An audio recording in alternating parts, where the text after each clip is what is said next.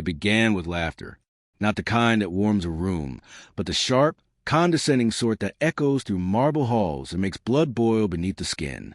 In the great chamber of the Galactic Council, where laws were drafted, wars were decided, and empires kept their masks on, the delegates of 100 worlds leaned back in their seats, entertained by what they thought was another human dramatization. A grainy transmission flickered in the air above the chamber, blurry at first, then slowly sharpening. The video was shaky, shot from the ground, through smoke and panic. An Earth medical unit, clearly marked with Red Cross insignia, was being overrun by armored aliens. Screams echoed through the feed.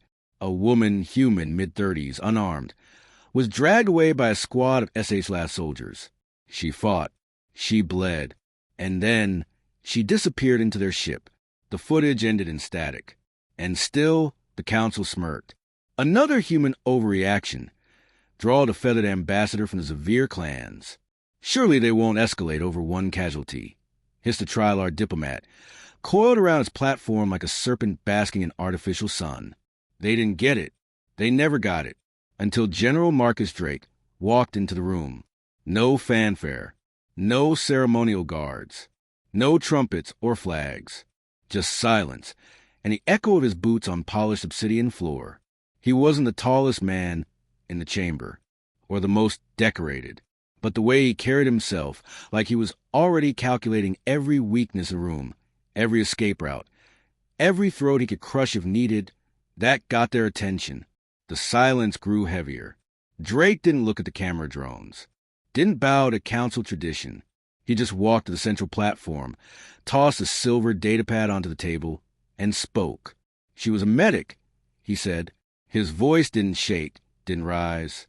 It was calm, too calm, unarmed, stationed on Telvin 9 to treat refugees from your war zones.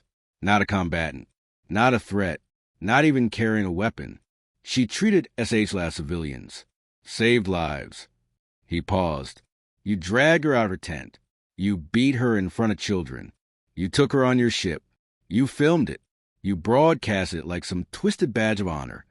The SH delegate, a broad-shouldered brute with split mandibles and crimson carapace, snorted.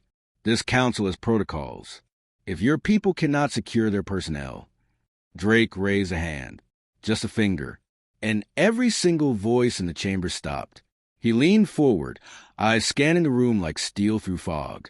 And then in the quietest, most lethal tone imaginable, he said, You attacked our woman. 5 words. 5 words that stopped the galaxy. No military orders. No formal declarations. No threats of retaliation. Just a statement. A truth. And suddenly, every species in the room understood. Or rather, they felt something they couldn't quantify. A ripple in the vacuum. A primal dread that crawled up the spine of even the coldest diplomat. Because humans weren't like the others. Most species in the council saw war as diplomacy by other means, a numbers game, a tool of negotiation. But to humans, war was personal. And when you made it personal, when you crossed a line they didn't even know needed to be drawn, you didn't just risk conflict. You invited extinction. The SH chuckled again. One woman. You're making a spectacle over one. Drake turned to him. I hope your homeworld gravity well is deep, Ambassador, he said, because your people will need it to hide from what's coming. No threats, no theatrics, just certainty. A whisper spread to the council like fire through dry grass, not just among the politicians, but the aides, the generals, the intelligence analysts tuning in from orbit. Across dozens of systems, human fleets began to move, not randomly, not emotionally, with purpose, with coordination, with vengeance. Back in the chamber, no one spoke. Even the bravest lords of war, beings who had seen stars go dark and planets cracked in half, said nothing because they finally saw it. The line had been crossed, and humanity had only just started writing the consequences. The first sign wasn't a missile. It was silence. Earth, once a chatterbox of diplomacy and digital noise, went quiet across the galactic comm grid. No protests, no appeals, no strategic bargaining. Just one still image, transmitted on every open frequency. A photograph of Elena Voss, age 34, field medic, smiling from a dusty tent surrounded by children. A single caption burned beneath it. "We do not forget." That image hit harder than any fleet. The galaxy, used to Earth's compassion, its endless negotiations, its maddening hope for peace, began to feel a chill it couldn't name. The Galactic Council scrambled. Emergency meetings. Closed-door sessions. The SH-Lat Dominion offered an apology, thin, soulless, wrapped in bureaucratic language like unfortunate escalation due to environmental fog of war. Earth didn't respond, because Earth no longer needed to talk. It was moving. At Lunar Base Echo, beneath the cratered surface of the moon, hangar doors larger than cities opened for the first time in a century. Colossus-class dreadnoughts slid silently from their silos, their hulls etched with names of those Earth had lost in forgotten wars. At Mars Forge Prime, the orbital foundries glowed red-hot as they came online. Hundreds of dormant drone swarms booted from sleep, their neural clusters humming in unison. The code that drove them wasn't war doctrine. It was revenge protocol. Across the outer colonies, civilian transports were recalled, mining ships refitted. Even merchant convoys received encrypted instructions. Hold position. Await orders. Emergency war doctrine Alpha 1. Then came the ships. Not patrol fleets. Not response groups. Armadas. Sleek, dark, and silent. They moved like packs of wolves cutting through space. No announcements. No transmissions. Just coordinates. The 7th Armada, led by the warship Deliverance, was first to reach SH-Last space. Not to blockade. Not to negotiate. To stand and watch, like a blade raised over a throat, letting the condemned feel the weight of what was coming. Meanwhile, on Earth, the world did not celebrate. There were no rallies, no chance for war. Instead, cities dimmed their lights for 1 hour in global mourning. A candle was lit in every home. Schools told the story of Elena Voss, not as a victim, but as a promise. "You don't touch what's ours," teachers whispered to children who already knew. At the United Terran Command Center, General Drake stood before the Earth Fleet High Council. No drawn-out speeches, just a question. Authorization? One by one, without hesitation. 12 hands pressed the biometric seal. Authorized. He turned, eyes cold as a vacuum outside, and said, "Execute Protocol Hammerfall." The first target wasn't a city. It was a relay tower, one that transmitted SH-Last state propaganda into refugee camps. Gone in a flash of pinpoint orbital fire. The second target? A munitions depot hidden beneath a civilian agricultural dome. The humans didn't bomb it. They exposed it, broadcasting footage of weapon stockpiles beneath farms and food stations. Public opinion across the Council worlds flipped. Suddenly, Earth wasn't seen as a savage upstart. It was precise, righteous, terrifyingly measured. They weren't here to conquer. They were here to deliver a message. And they hadn't even raised their voice yet. On Telverin 9, the ground trembled as drop pods rained from the sky. Not in mass, but with purpose. Earth Marines didn't come to fight armies. They came for her. Elena's body had been paraded by the SH-Last media for 2 days before the backlash silenced it. Now, her remains were stored in a deep bunker beneath a command outpost. It took the Marines 11 minutes to reach it. The outpost was vaporized from orbit seconds later, once extraction was confirmed. No trophies, no bodies, no interrogations. Just a small black case, cradled in the arms of a corporal who had never even met her, but whispered the words, "I've got you, ma'am," like she was family. Because to Earth, she was back in the chamber of the Galactic Council.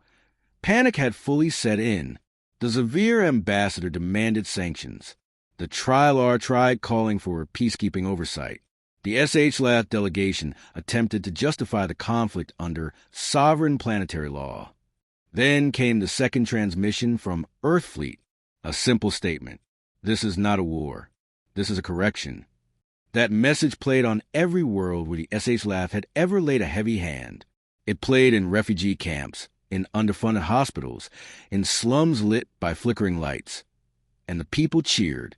Because suddenly, someone was standing up, not for power, not for empire, but for justice, for one woman. But make no mistake, Earth wasn't soft. They were only getting started. The message was out.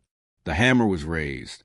And somewhere deep in space, fleets were aligning, drones sharpening targeting arrays, AI war minds humming their battle songs in cold binary, all waiting for the final phrase that would unleash the storm, a phrase General Marcus Drake had yet to speak.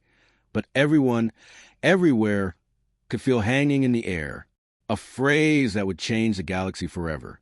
It wasn't the fleet that terrified them.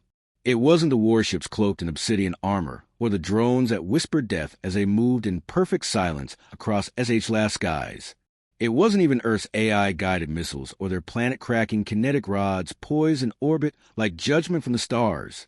No, what truly terrified the Galactic Council was the unity behind it all, because they realized, far too late, that when General Marcus Drake stood before them and said, "You attacked our woman," he hadn't been speaking for himself. He had spoken for 10 billion humans. And every single one of them had silently replied, "We remember." Across the colonies, old veterans pulled dusty uniforms from trunks. Civilian engineers volunteered to retrofit warships. Farmers on Europa turned their hydro rigs into barricades just in case the war came to them. Children painted the initials EV on walls, drone wings, and helmets. No government had conscript. No one needed to be convinced. Humanity had already chosen. This wasn't just military retaliation. It was a cultural mobilization. You see, the other species had studied human weapons, their tactics, their machines, but they never truly studied the soul of the species. They missed the stories humans passed down in whispers, of Troy, raised for one stolen queen, of Stalingrad, held for every inch of blood-soaked soil, of a million nameless warriors who died not for power, not for land, but because someone hurt someone they loved. The SH Lath didn't just kill a medic, they awakened something the galaxy had hoped to never see again. A species of vengeance, wearing the skin of peacemakers. In a classified council session, panic reigned. "This is disproportionate," shrieked the Antari envoy, his wings flapping in distress. It was a single operative. Earth's response threatens planetary systems. The Council's lead adjudicator, a crusted, blue-scale being from the Moltalk archive worlds, snapped his claws. "We must issue sanctions immediately." And who will enforce them? A voice asked, calm and cutting. All eyes turned to the back of the chamber. Admiral Kaelin Vorth of the Dreth Combine, the only non-human species to ever defeat Earth in simulated war games. Once. He leaned forward, hands folded. "You want sanctions? You want fleets?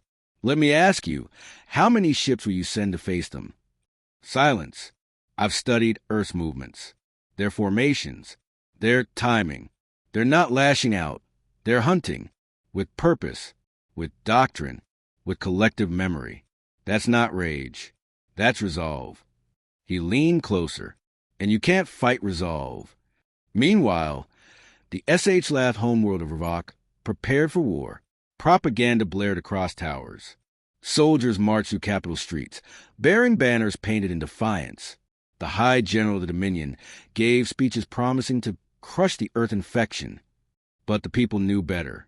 Every civilian watched as human ships blotted out stars.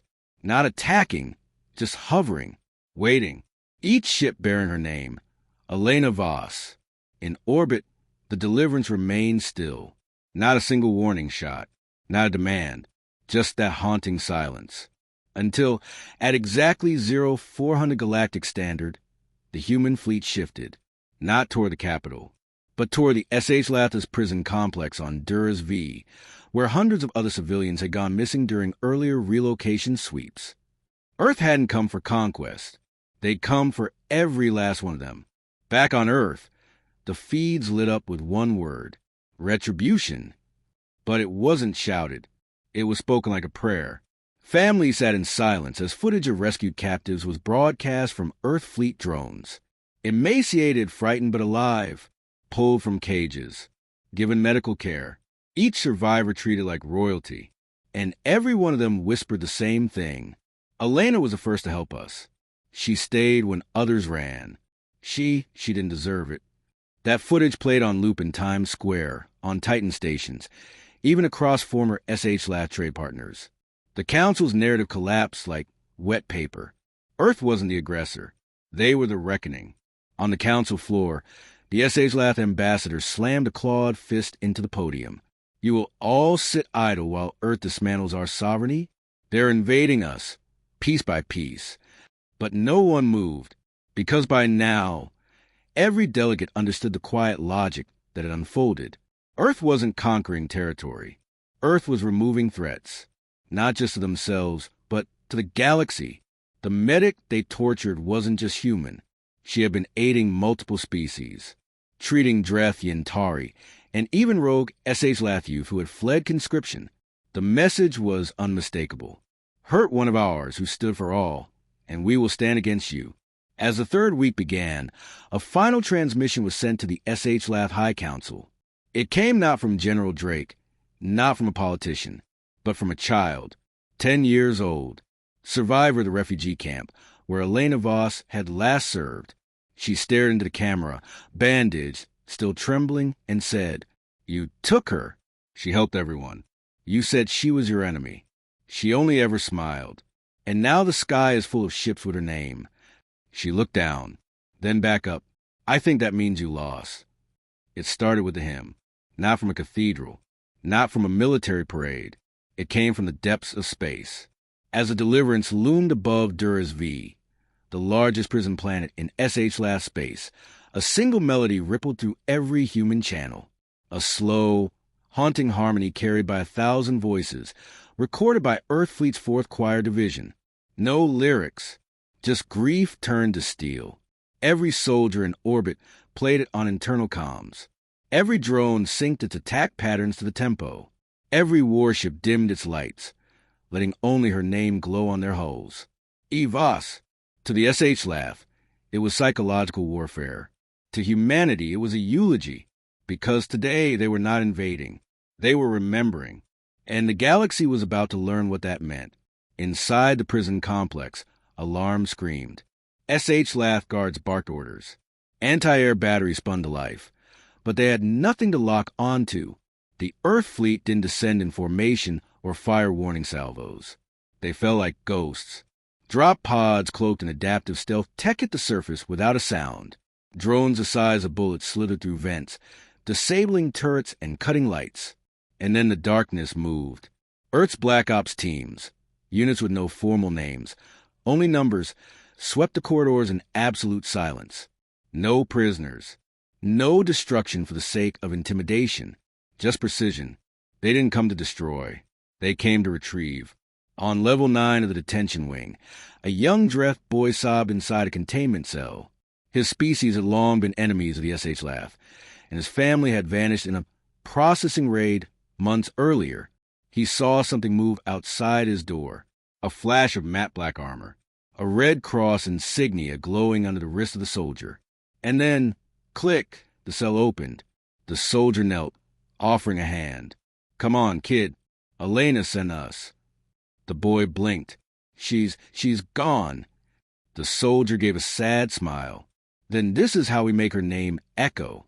Simultaneously, above the prison moon, the SH-Lath launched their last hope, the Scourge fleet, 23 capital ships, hundreds of interceptors, a final line drawn in fire and plasma. They believed they could intimidate Earth into retreat. They forgot who they were dealing with. Earth Fleet's response came not with speeches, but with action. The Deliverance issued a single command to the battle group. Phase 2 let the sky speak. Then it began. The first SH-Lath cruiser exploded mid-sentence as its comms officer tried to broadcast surrender. Earth's EMP lances tore through shielding like silk. Their quantum time torpedoes struck before the enemy even registered the threat. It wasn't a battle. It was a lesson. For every volley the SH-Lath fired, Earth returned 10. For every human drone down, 1,000 more slipped through undetected. The final SH-Lath dreadnought attempted to flee. It never made it past the moon's gravity well, because from the black void behind it, Earth's stealth cruiser Mercy uncloaked and said, No, then ended it. The Galactic Council watched it all in real time. They had expected a long campaign, a siege, a back and forth of policy and pressure. What they saw instead was surgical vengeance. The SH-LAF infrastructure wasn't carpet bombed. It was removed like a tumor. No civilian zones targeted. No mass destruction. Only slave pens, trafficking depots, broadcast towers, and a high command responsible for Elena's death. Each one erased. And as Earth extracted the last rescued prisoners, one message broadcast across every council line system. We do not seek conquest. We do not crave dominion. But we do not forget. Elena Voss was one of us. You heard her. This is what comes after. And just like that, Earth fleet vanished from SH-LAF space. Not with banners. Not with boasts. With silence. In the aftermath, the council chambers fell into disarray. Some races wept. Others raged. A few feared Earth more than ever before. But no one misunderstood anymore. Humanity had drawn a line, not around territory, but around people. Not just their own, but all innocents. Because Elena hadn't just worn the Red Cross of Earth.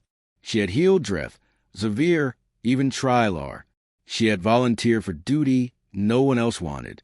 Not for medals, not for glory, but because, in her words, if we stop showing mercy, what's the point of surviving the stars?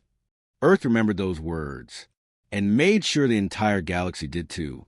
Back home, Elena Voss was laid to rest beneath a monument not made of stone, but light. A vertical beam stretched from Earth's surface into the sky, visible from orbit, the Flame of Voss, as it came to be called. And every year, on the anniversary of the first attack, that beam pulsed once. No parades, no explosions, just that beam of light, and 10 billion humans who whispered the same 5 words that changed history. You attacked our woman. Never again. Years later, the stars still spoke her name, not through war drums, not through warnings, but through silence, the kind that settled over council meetings when a humanitarian proposal bore the Earth seal, the kind that hushed warlords before they said something foolish, the kind that crept into every command center when someone whispered the 3 syllables that had redefined an entire era. Elena Voss. She wasn't a soldier. She never held a weapon. She never fired a shot. And yet, she changed the trajectory of the entire galaxy. The SH-LAF Dominion never truly recovered. Oh, they still existed on maps, in history files, but not as the empire they once were. Earth hadn't destroyed them. That would have been too simple. No, Earth had done something far worse. They had exposed them, broadcast the hidden prisons, released the cry logs of screaming children and imprisoned medics, uploaded the council-forbidden footage of Elena's final moments. No propaganda could spin it. No empire could survive that truth. Their economy collapsed. Their colonies declared independence.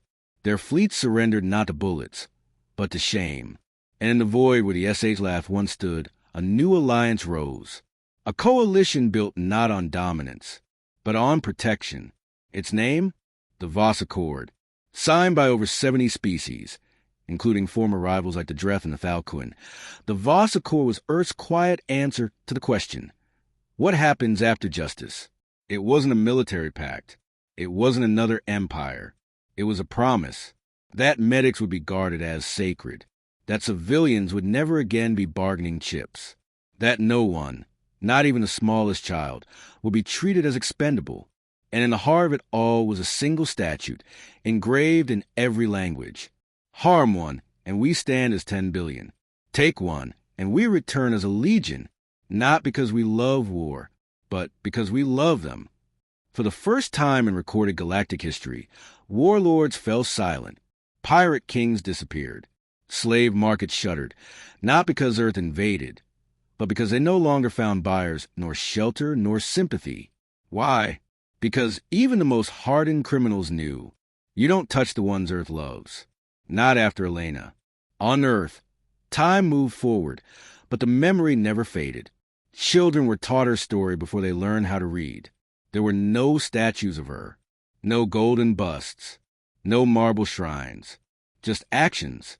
Entire hospitals were named Elena wards. Medics received full combat honors. Evac teams bore her initials on their sleeves, not as a badge, but as a vow. And in the heart of Earth's central diplomatic fleet, a new AI was born. Not a weapon, not a ship, but a voice. It was called Project Evie. Its sole purpose, respond to distress calls. Anywhere, any species. No politics. Just help. Because Elena had never asked where someone was from before she saved them. And now, neither did Earth. The Galactic Council changed too. They no longer scoff at Earth's emotional responses. They studied them, modeled policy around them, considered not just what Earth would say, but what humanity might feel. And that subtle shift, feeling as a factor of power, rewrote everything. For the first time, empathy became a weapon. Kindness became a shield. And memory? Memory became the most feared force in the stars. Because now, when a new species made contact with the Council, they didn't ask how strong Earth's fleets were. They asked, tell us about Elena Voss. Decades passed. Generations rose. And yet, one by one, across planets and moons and stations orbiting dying stars, people still left notes beneath her name, carved into steel, scratched into walls. Whispers caught by recording drones and sent to Earth in bursts of static. One voice. A severe child. I was going to be sold. Then the humans came. I heard them say her name, and they held me like I mattered. A refugee from the Varn collapse. We were dying. We called everyone. No one answered. Then they came and said she would have wanted them to. I didn't know her, but now I say her name every time I sleep. And from a SH Lat defector, once a proud soldier of the Dominion, I ordered the strike that killed her. I have nothing left. No name. No honor. But I built a clinic with her initials. Maybe she forgives me. And on the anniversary of her death, Earth Fleet never fired a shot. Instead, they sent candles. Solar buoys, drifting information to the sectors she served, glowing in soft amber light. Thousands of them, each with a name, a voice, a song, not just for Elena, but for every innocent, every lost child, every forgotten soul. And as the candles drifted, they carried with them the heartbeat of a species that had once been feared for its wars, but now was remembered for its loyalty, for its rage born of love, for its wrath wrapped in mourning, for its willingness to cross the stars not for conquest, but for one lost soul. At the edge of the galaxy, beyond Council space, there's a station no longer active. They say its lights flicker sometimes. That transmissions burst through with no source. Old languages, familiar voices. One recording plays more than the others. It's her voice, Elena's, caught just before the end. If anyone finds this, don't cry for me. I did what I came to do. I helped. That's all that matters. That's all it's ever been. And then the signal ends, followed by static, then silence, and then just once the reply. We heard you.